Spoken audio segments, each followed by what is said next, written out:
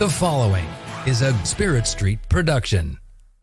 Last couple of seasons for the Baylor Bears have not been up to par to what Baylor standards have come to recognize as big-time college football. Let's see this season if they can get back. They got some transfers in, possibly a new quarterback. We'll talk about a lot that and more today on the Big 12 Insiders. Welcome to the Big 12 Insiders, your Big 12 sports show, presented by Synergy Financial Partners. Now let's go to booming North Texas, home of Studio 73. Here's your host, Brien Hanley. All right, everybody. Welcome back to the Big 12 Insiders. This is your guy, Big B, Brien Hanley, along with Foster Nicholas. Foster, how's it going today, my man? Going good. I mean, we just got new jerseys released for Baylor football, the Final Four, and I think that has been an encouraging part of the offseason. Gotcha. Very, very cool. Let's just start here. First off, let's take a look at what is the overall picture of the football program right now. What's the health of the Baylor football program going into the summer of 2024? I think it's just a big question mark. And I think that's really frustrating because this is a team that has expectations to win the Big 12 and has expectations to have players that are star caliber. And when I look at this roster, I don't know who that's going to be. And I think that's the biggest question mark. If there is not that big time power player who can vie for a player of the year, freshman of the year, something like that, then how is this team going to succeed? And I just don't see someone like that who can put this team over the top. Right. So speaking of players, put them over the top, a very, very exciting transfer quarterback coming in, DeQuan Finn. I guess one question to that is he the lockdown starter after spring, or is it a battle going into the summertime? What is the quarterback situation with Baylor as of now? It's been kept quite under wraps. However, there is not a starting quarterback. DeQuan Finn did not win the job during spring camp. He's in heavy competition with Sawyer Robertson, who was probably the most encouraging person in spring. And he's a guy who I think Baylor fans would be really disappointed if it's Sawyer on week one. And you could see a similar thing to having Blake Shapen start last year and then the Sawyer Robertson chance that started by the end of the first quarter. And it's not a bona fide DeQuan Finn. I mean, this is the system for Sawyer Robertson to thrive in. And I think he could do a great job, but maybe Dave Aranda has a shorter leash on whoever he chooses, but you also don't want to lose someone to the portal by naming a decision too quick. Correct. No, absolutely. I understand that. Here's the thing about it. Baylor has had success going back a ways. Now, the last couple of years haven't been great, but, Baylor has turned this thing around from what it used to be. The last couple of seasons, it seems like there might be a little bit of unrest with fans thinking, hey, they should be better than what they have been. What's the landscape there with fans maybe being a little antsy with Dave Aranda right now? Well, I think when you come off of a Big 12 championship, like you win the championship, you win the Sugar Bowl, the expectations are going to be that all the way forward. And the fans are not going to lose even 10 years down the road. Like that will be the expectation because this guy has been there. This guy has done that. Right. And then you lose a bowl game the next year, and somehow it gets even worse the next year by going 3-9. And that was last season. So the expectation is not only to get back to an even record, but to win a bowl game.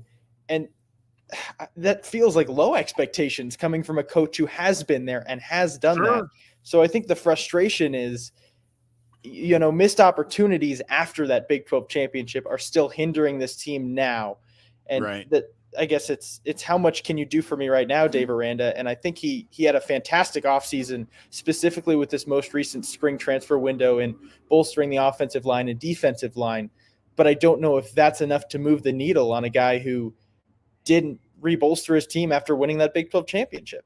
Right. Kind of like, that I don't want to say rested on their laurels, but it kind of sounds like that's a little bit of what happened. I guess a good question, and I'll get to the transfer question here in a minute, but where did the wheels kind of fall off or at least get really, really wobbly? What happened with that? There just wasn't – he didn't capitalize necessarily off of winning the Big 12, winning a Sugar Bowl. I mean, that's something that you should be able to tell the recruits. You can get some 4-stars in, maybe, who knows, go after a 5-star, just test your hand. And there was none of that. It was, here's a 3-star, he's local from Texas, and he fits our culture. And the first thing, it was person over player, and that was preached so much that you were losing out on talent. And that has been walked back coming into this offseason. It's no longer that person over player motto has gone to the wayside after a 3-9 season. And although that is kind of the Baylor morale of you want to be a good person, it was taken too highly into account. And I don't know how that worked out in the recruiting as well. Because if you're just talking about we want to make you a better person and kind of just keeping the football out of it, that's kind of a tough sell.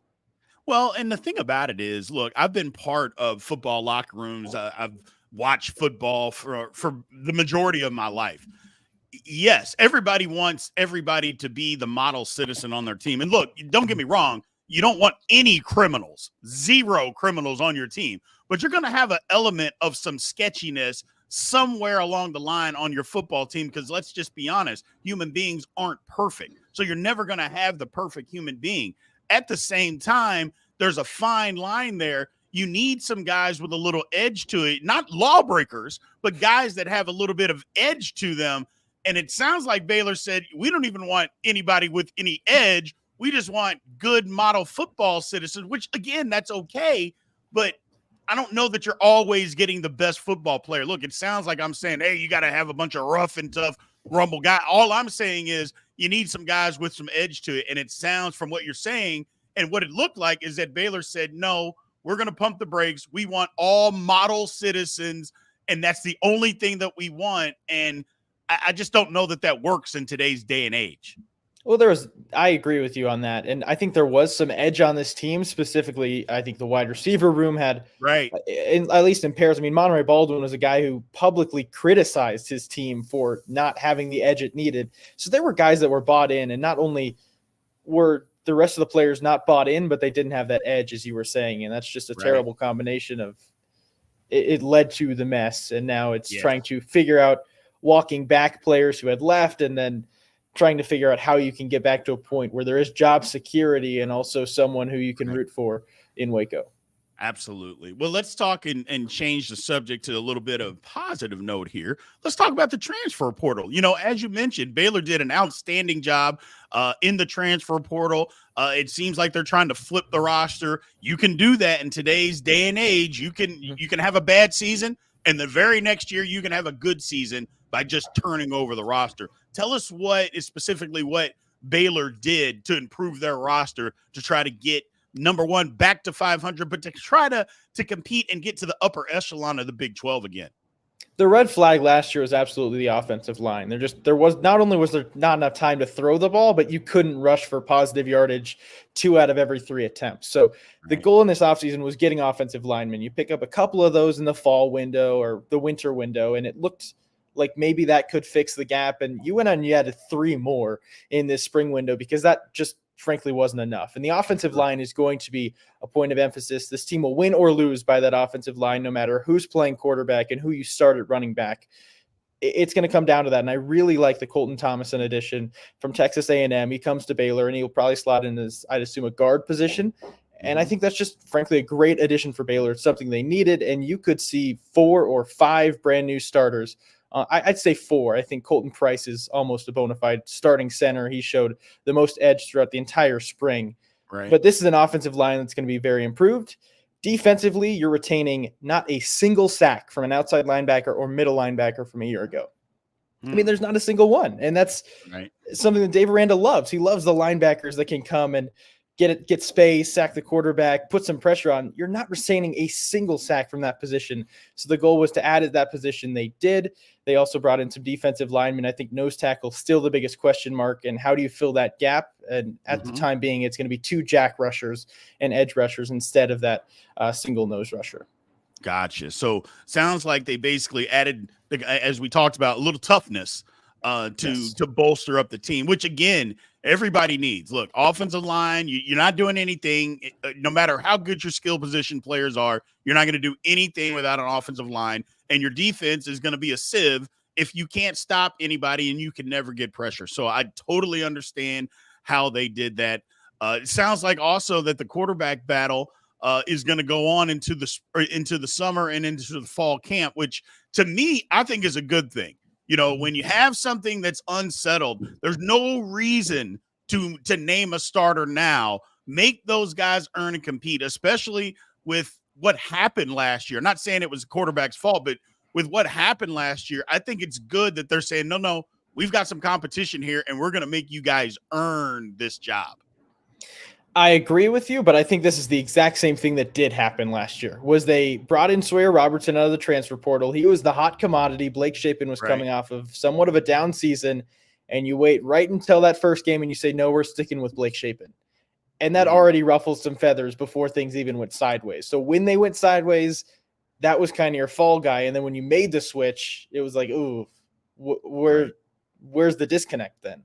Right. So while I do think it's a good thing that they're holding off, it would be a really bad look to hold off and say it's actually Sawyer Robertson, the guy we already had. At this point, it has to be DeQuan Finn, not only because of the NIL you put out, but because this guy can elevate your team and you could do a different attack offensively. I think they're both really mobile quarterbacks, even Robertson.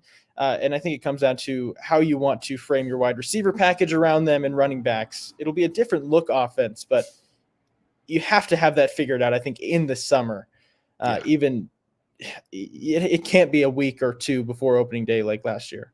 Well, and I feel your pain on that. And number one, I agree wholeheartedly with what you're saying, because here's the situation. You bring somebody in like last year, you bring somebody in and, they're coming in, transferring in for a reason. They're not transferring in to come to be a backup. You didn't even bring them there to be a backup. But then if you're going to say, okay, we bring you in and then, we're going to stick with the starter, and then things go bad. Well, the season, I'm assuming at that point, is already bad, and you think this other guy is going to save your season. That's not going to happen. That's not what's going to happen. So it's kind of like you're setting one guy up for failure before they even take a snap.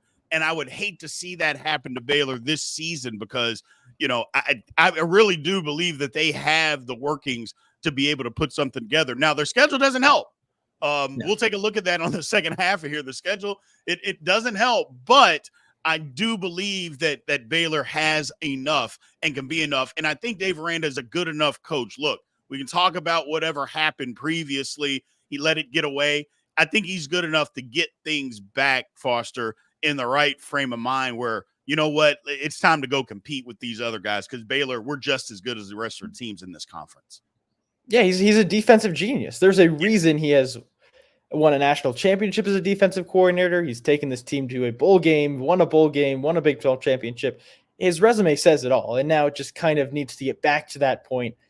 I think he's a great head coach for this team, and I think, of course, a couple things didn't go the team's way, but there's a lot of work to do, but he would be the guy to turn this around. Right. Yeah, and that's the thing, is sometimes, and the thing nationally is people talk about Dave Aranda being a defensive genius, just an absolute whiz. Sometimes I'll say, sometimes you think that no matter who I have out there, they're going to be able to put this thing together. And unfortunately, in college football, you got to have some players sometimes. So we'll take a look at the schedule after we take this quick break from our partners with Synergy Financial. We'll take a look at the schedule and what lies ahead, and maybe what the expectations for fans are for Baylor going into the 2024 season. We will be right back. We'll be right back after these messages from our sponsors. At Synergy Financial Partners, the vision is to build the world's largest consumer financial education and empowerment company. Synergy doesn't just offer you a financial plan. At Synergy, the goal is to help you find your best financial future. Learn more at synergyfinancial.com. Welcome back to the show. Let's return to Studio 73. All right, welcome back, everybody, for Big 12 Insiders. Again, this is Brien Hanley with Foster Nicholas. So, Foster, let's take a look at the schedule real quick and what Baylor has. Start off the season with Tarleton State, and then right off the bat is they go to Utah. Now, the game is a non-conference game, but Utah, again, in the Big 12 conference as of this year, and is going to be one of the teams that is going to be picked. It's already being picked as one of the favorites in the conference. And again, although not a conference game, I think you right off the bat, you're going to find out exactly what Baylor has, because Utah is a very, very physical football team. Oh, yeah, 100%. I think you even look at Tarleton State, you should see both of your quarterbacks in that game. See Correct. What you got, go into Utah, and maybe that figures out the game plan against that team. Last year, it was a great game against Utah. It was a tightly contested 17-14. It went in Utah's favor, but Baylor stuck around that entire game, and they had that toughness to try and get through it. And I think this being non-conference will help out Baylor because it's going to be a tough game to win no matter what. But this is a year fighting for footing in the future for the Big 12. Absolutely. And this is a team you're going to have to face who is going to be at the top. So why not show them what you got right now? And I think that'll be kind of with Dave Aranda calling plays defensively. I think that's where you see a little bit more of that scheme implemented in the game plan. Absolutely. And it can set the tone for the season as well. Win or lose, if you come out and make a good showing on a road against a very tough opponent and you play them just as physical, it's going to set yourself up and just to let guys know, hey, we can compete. You know, this is we're not just going to be or it's not going to be the season that it was last year. That's not going to happen. We are going to be here for the long haul. We're going to compete. Taking another look and diving in here, then it's Air Force. Then you go to Colorado. Look, I have been a guy that has said from the beginning that I want Colorado to succeed because I'm a Deion Sanders fan. Having said that, it looks like the ship is falling. This would be a perfect opportunity for Baylor to go into Colorado, get a big conference win to start. I mean, if there's anything that's set up for them to get off to a good start, it would be this. Colorado's reeling. Everybody thinks they don't know what to think of that. This would be and first of all, the game, everybody's going to be publicized, whether it's on TV or not. Everybody's paying attention to Colorado. I just think this is a big opportunity for Baylor to go there, win a game, and say, you know what, we're here and we are going to be recognized and we have to be reckoned with this year. Well, add a couple more eyes. It's Colorado's homecoming game too. So this is going to be a big match for Baylor. And I think you look at that, I would hope that would be a high-scoring game. Just so the other three, Tarleton State, Utah, and Air Force, you can obviously put some on Tarleton State, but those other two should be heavily defensively focused. So this would be the time where Baylor's offense can kind of come and show what they've got and blow the barn doors off of Colorado if it does go that way, because I don't really see a game deeper on the schedule. I think that's the team you can put the most points on outside of Tarleton State. Right, yeah. You go down the list. I mean, their schedule, it's BYU, which Baylor should be better than BYU. We'll see what happens. BYU may have a bounce back season. I think it took some adjusting for them to get adjusted to the Big 12, and it may happen again. But then it's Iowa State, Texas Tech, Oklahoma State, TCU, West Virginia, then Houston, and then Kansas. I mean, that schedule is pretty tough, whether it's on the road or at home. That is a pretty tough schedule. And yeah, I know you mentioned earlier getting back to 500. That's going to, if Baylor can get back to 500 with that schedule, they've accomplished something, Foster. I know fans may not believe that that's a successful season, but maybe they do. But I would say coming from what they were last year and being able to accomplish that with this schedule, I think that's a win for Baylor. I think anything less than a bowl game and Dave Aranda is not the coach next year. And I think that's the expectation for fans as well. Get back to a bowl game, because despite what you see on Twitter or whatever, these fans are rooting for Dave Aranda. These fans are rooting for this team. They want them to get back to 500. It will be tough, but I do think later on in the schedule, some of those Iowa State, Texas Tech, Oklahoma State, the records could be, it is going to be competitive. Those could be tighter records than you may think. Right. It could be a 3-4 against a 4-3 team here and there. And that's an opportunity to kind of hop one and see how you find your footing there. And I think you do pull off a couple of upset wins, but you're going to have to win at home. And that's something that Baylor did not do at all during conference play last year. And it was just a miserable season down the stretch. So whether it be Oklahoma State, TCU, or Kansas, I think you have to take 2 of 3 of those if you want to get back to 500.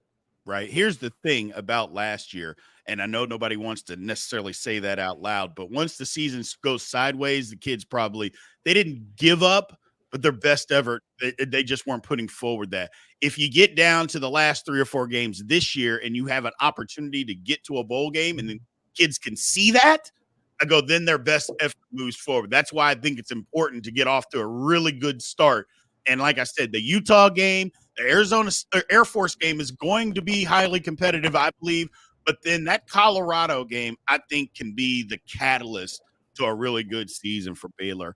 And again, I didn't want to be the guy that comes on the interviews, the Baylor guy, talking about this could be Dave Aranda's last chance and he's got to do that. But if we're being honest, yeah, I think Dave Aranda's got to get to a bowl game this year. Otherwise, Baylor is going to say, okay, it's time for a change. And again, you're 100% right. Nobody wants a new coach. Nobody wants to have a bad season. Fans don't want that. They would rather, even if they don't like the coach, they would rather win and not like the coach than like the coach and lose. I know that's kind of sideways with where people think these days. I go, but nobody wants to lose. They don't care who the coach could be a zebra for all they care. As long as you win, that's what fans care about. And I love that you said that, Foster, because not enough people believe that. They are rooting for him to win. They don't want another coach. They just want to win. Am I off base with that? No, I think you're 100% right, because a new coach means brand new players, brand new staff, and you've already revamped this staff. And it's not going to be some flashy hire that Baylor's able to bring in, especially with a team that has had, if it goes south this year, that will be 3 back-to-back disappointing seasons. And that's going to be a tough sell to anyone. And I think it would be tough to even promote someone on the staff. I think you'd have to completely flip stuff around, and you don't want to do that for the 3rd straight year.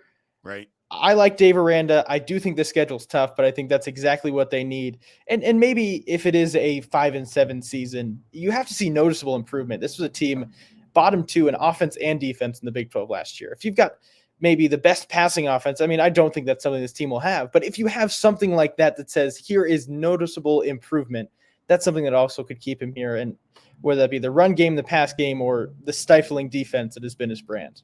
Yeah, absolutely. I'm rooting for Dave Aranda. I'm rooting for Baylor. I just, again, nobody wants to see anybody lose their job. I know it's part of the business, but at the same time, you got to win. And this conference just got even more competitive and we'll see that as the season goes on, adding 4 new teams to adding 4 new teams last year. Although you lose Texas and Oklahoma, I'm under the impression that the conference is going to be good because of the strength in numbers, because of so many good teams that are bunched together. I think that's the Big 12's way. And obviously winning in the postseason, obviously beating some of these Big 10 or SEC teams, if you can get them to come and play you, is to go and beat them during the regular season. But I think that's the Big 12's strength. And I've said it over and over again. Strength is in the numbers. You don't have to have the big boy, the big name team, as long as you can compete with everybody else and you have a bunch of teams that are competitive. I like that approach, and I think Baylor can get back there. Maybe it's not this year, but I think they're on their way. But they got to see that improvement this year, Foster. No, I absolutely agree. The Big 12 is not going to be a league with 3 or 4 10-win schools. It's just not. It's going to be a hot race to the end, and maybe a couple nine-win teams. It's going to be a lot of fun to watch.